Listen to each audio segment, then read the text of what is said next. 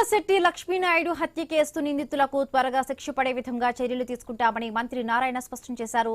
Fast track కోర్టును ఏర్పాటు చేసి బాధిత కుటుంబానికి త్వరగా న్యాయం జరిగేలా చేస్తామన్నారు. నెల్లూరులో తిరుమలశెట్టి లక్ష్మీనాయుడు కుటుంబ సభ్యులకు ఆర్థిక సహాయం అందించారు. లక్ష్మీనాయుడు భార్య సుజాతకు 5 లక్షల చెక్కును, కుమార్తెలకు 5 లక్షల రూపాయల చెప్పున ఆర్థిక సహాయం అందించారు. భార్గవ్కు 3 లక్షలు, పవన్ కుమార్ కు 5 లక్షల ఆర్థిక సహాయం అందించారు. బాధిత కుటుంబానికి 6 ఎకరాల భూమిని కేటాయించామని నారాయణ తెలిపారు. లక్ష్మీనాయుడు పిల్లలను ప్రభుత్వమే చదివిస్తుందని భరోసానిచ్చారు. వెన్నపూసకు దెబ్బ తగిలి హాస్పిటల్లో చికిత్స పొందుతున్న పవన్ కుమార్ కు 4 ఎకరాల భూమి ఇస్తామన్నారు.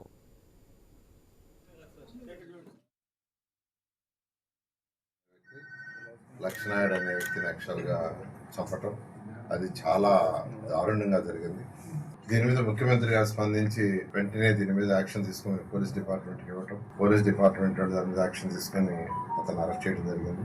ఎవరైతే చనిపోయారో వారు చనిపోయిన లక్ష్మీనాయుడు యొక్క వైఫ్, ఆ 2 పిల్లలు ముఖ్యమంత్రి గారు స్పందించి కమిటీ వేశారు. సుజాతకి ఒక 5 లక్షల రూపాయలు, తర్వాత వాళ్ళ పిల్లలిద్దరికి ఒక్కొక్కరికి 5 లక్షల డిపాజిట్ చేయమన్నారు. అంటే వెన్నుపూస దెబ్బతిందో వారికి యాక్చువల్గా 5 లక్షలు, అదేవిధంగా భార్గవ్ అనే ఇంకొక బ్రదర్కి ఒక 3 లక్షలు యాక్చువల్గా శాంక్షన్ చేశారు. సుజాతకి 2 ఎకరాలు, వాళ్ళిద్దరు పిల్లలకు 2 ఎకరాలు ఇవ్వమని కలెక్టర్ గారికి ఆల్రెడీ ముఖ్యమంత్రి గారు నారా చంద్రబాబు నాయుడు బాగా స్పందించారు. అలాగే నారాయణ సార్ కానీ, ఎమ్మెల్యే సార్ కానీ, అనితా మేడం కానీ అందరూ బాగా స్పందించారండి.